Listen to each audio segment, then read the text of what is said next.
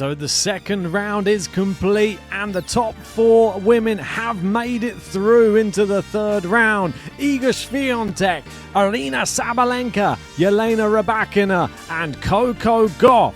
I'm going to be giving you my rating on their second round performance.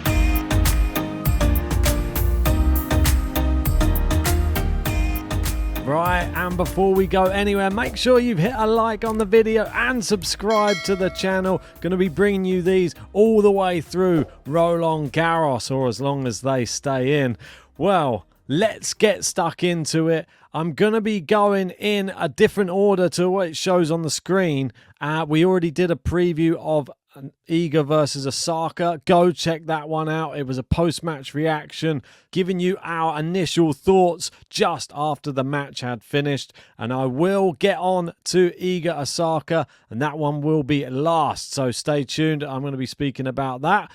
Let's start off with Aryna Sabalenka, though. She went through in straight sets against somebody who maybe a lot of people weren't really expecting to do too well.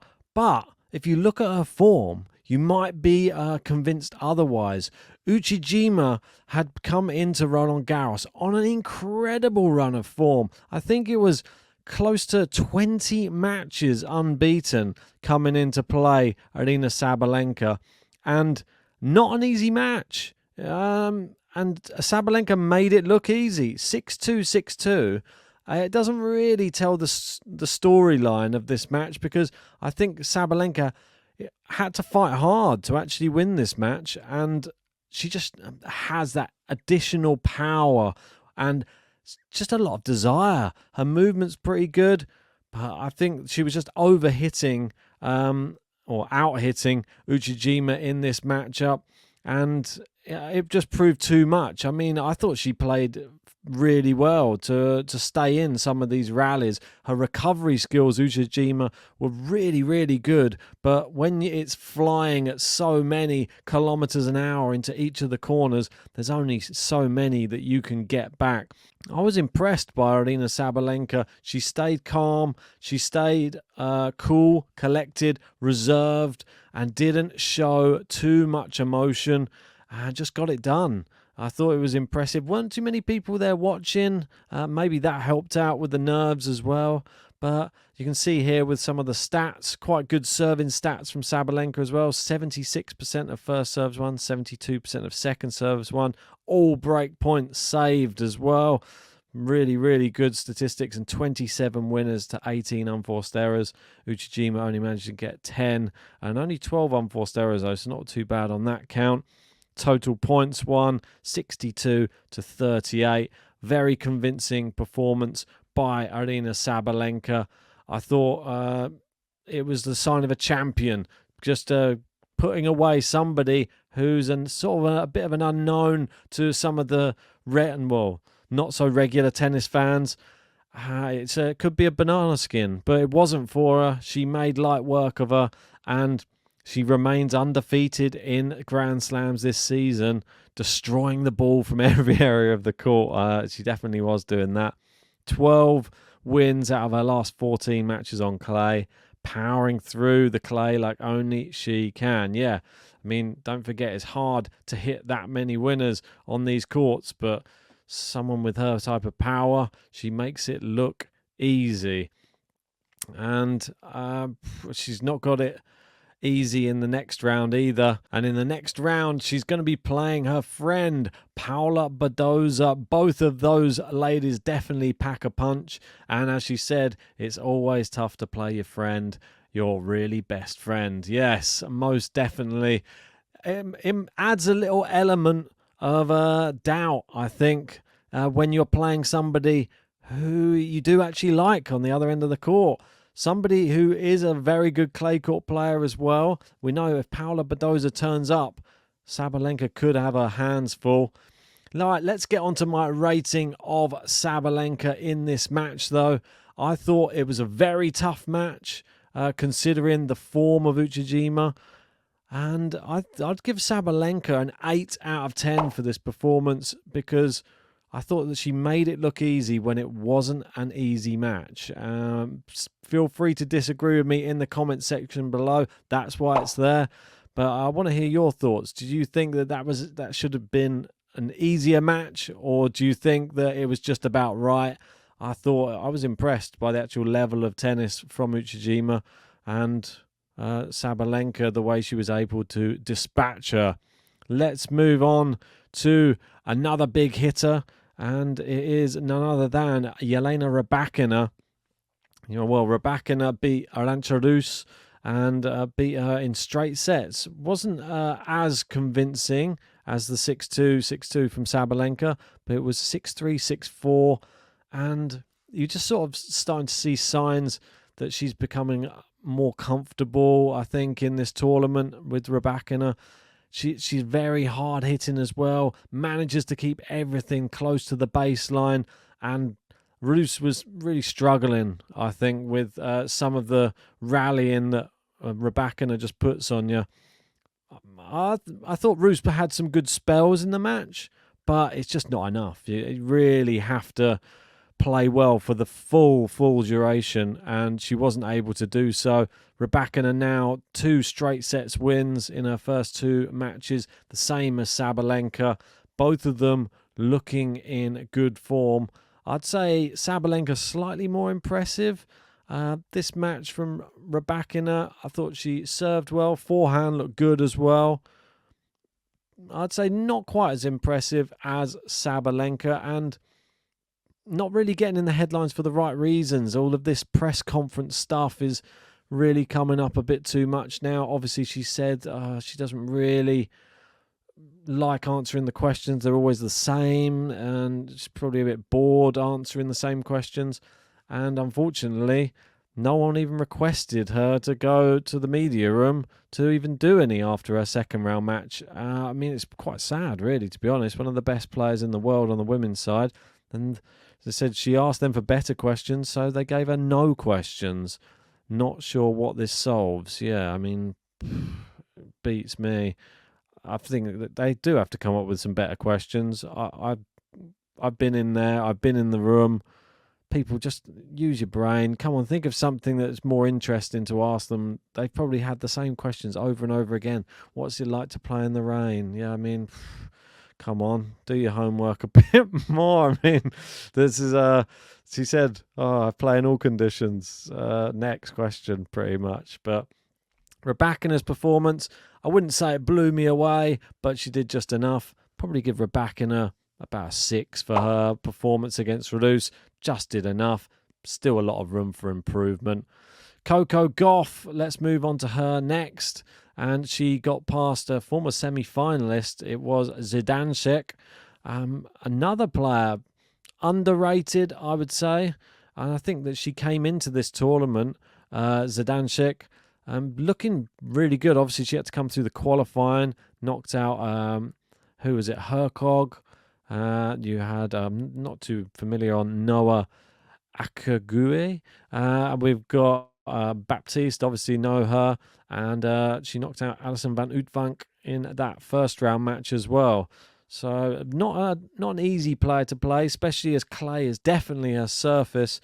And she slides so well on this surface, moves around well, has a good shot selection. But Coco Gauff, yeah, I mean, she looks like a top 4 player, and she really, really did step up to the mark. Serving looked good. I'd say the forehand looks really good. I'm really impressed. Hopefully she can keep that up. Maybe when you start getting harder hitters, it may start to come undone a little bit more, but we've not seen that yet. And I thought the backhand's always so good from Coco Gauff. I like the fact that she's adding in a few drop shots here and there and disguising some of these forehand chops as well. Going for a power, giving it the fake, giving it a forehand chop. Quite like that tactic. So Coco Gauff, I was impressed. I know that she started with a bit of a wobble. She was broken in the first game of the match, but as soon as she got past that, I thought she played pretty well. I thought it was a tough opponent, and she gave a good account of herself. I wouldn't say it was the best I've seen her play, but I still thought it was a solid performance, and I'd probably give Coco Gauff a 7 for her performance in this match, judging by the level of the opposition. Some may say Rus was maybe a little bit better. I don't know. I would disagree. I think Zidansek, given her clay court pedigree, I would make her probably a little bit more dangerous. But moving on to the next person, and it is, of course, someone we spoke about yesterday. It is Iga Swiatek, and she went through against Naomi Osaka in 3 sets. I mean, could be, I think it's match of the tournament so far. Obviously, on the women's side, on the men's side, we've just had a few 5-setters today as well. Some epic matches. Sebastian Offner going through in one. Well done. Big shout out to you, mate. He's played back-to-back 5-setters now. Crazy. Anyway, well, into this match. Brilliant match for starters. Absolutely loved it. Thought Iga and Osaka were very closely matched in that first set, and Iga just showed her pedigree to win the tiebreak. Osaka was hitting a lot of winners, and that's the one thing that you have to do against Iga. Hit with power. Don't allow her inside the court, and Osaka did that a lot, and especially in the second set, attacking Iga's serves, hitting plenty of winners. She managed to breadstick Iga Swiatek, something we don't get to see very often, but the third set is where it's won and lost. And I know that there's a lot of people coming in saying, oh, you should have just called it the Osaka podcast after the last one. Well, I think we were just all in shock a bit from how well Naomi Osaka played on clay. And I think that was the main takeaway. We know how good Iga is on clay. I didn't expect it to be that close, to be honest, when I saw the matchup in the second round. And I was proved wrong. It's really encouraging signs for Naomi Osaka, but also really encouraging signs for Iga Swiatek, because she showed in that third set at 5-2 down, love 30, that she can just dig in. She knows that the opponent is going to have a little bit of a wobble. There's going to be opportunities. And she didn't give up on herself at all in that. She's the reigning defending champion for a reason. And she just shows that she's got the heart of a champion. Came back from 5-2 down and managed to win 5 games in a row to take that third and final set. And you can see saving match point along the way. And I mean, look at that. Two breaks of serve in a row and then just taking it 7-5. I thought that in itself was just impressive to come back from the depths. I mean, it almost seemed like she was going out. Like, she never gave up on herself. That's one amazing feature about Iga Swiatek. If we needed to see other like layers to her game, I think we saw something extra special in this match. And I think it's a good thing as well. I know that there's probably some people out there thinking, well, now we all know the formula to beat Iga or even get close to beating her. I think Iga's learned a lot from that match. And I think that she's learned a lot about herself from how she was able to recover against somebody so dangerous like a Naomi Osaka. Granted, Osaka did miss some very, very big shots on big moments, but that's the nerves, and that's holding your nerve at the real business end of a match. And Iga does it better than pretty much anyone. Incredible performance, and I think definitely the hardest opponent out of all of the people in the top 4, and a real potential banana skin it could have been. But Iga came through in flying colours. I mean, how do you judge this one for a rating? I mean, I would probably go with this performance. I think I'd have to put it way up there, to be honest. Considering how difficult it was, I think I'd give Iga a 9. I mean, feel free to disagree in the comment section, but to show that heart and determination to come back against somebody, a 4-time Grand Slam champion in Osaka. I thought it was incredible. But I'm open to hear your opinions as well.